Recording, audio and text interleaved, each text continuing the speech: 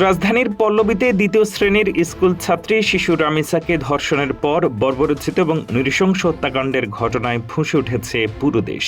সাধারণ মানুষের পাশাপাশি এই জঘন্য অপরাধের বিরুদ্ধে তীব্র ক্ষোভ ও বিচার দাবিতে সোচ্চার হয়েছেন বিনোদন জগতের তারকারাও। ঢালিউড মেগাস্টার শাকিব খান এবং জাতীয় চলচ্চিত্র পুরস্কার প্রাপ্ত চিত্রনায়িকা তমা মির্জা সামাজিক যোগাযোগ মাধ্যমে অপরাধীর দ্রুত ও দৃষ্টান্তমূলক শাস্তির দাবি জানিয়েছেন।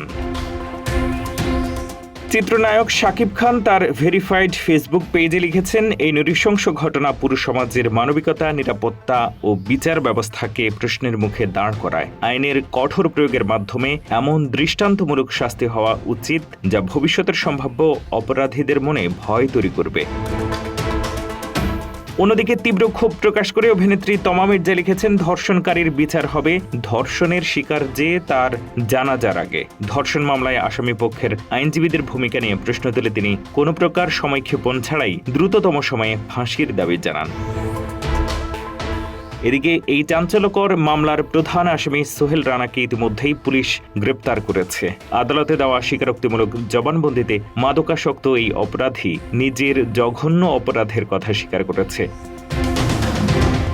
অন্যদিকে গতকাল রাতে নিহত লামিসার বাসায় গিয়ে তার শোক সন্তপ্ত পরিবারকে সান্ত্বনা দিয়েছেন প্রধানমন্ত্রী তারেক রহমান।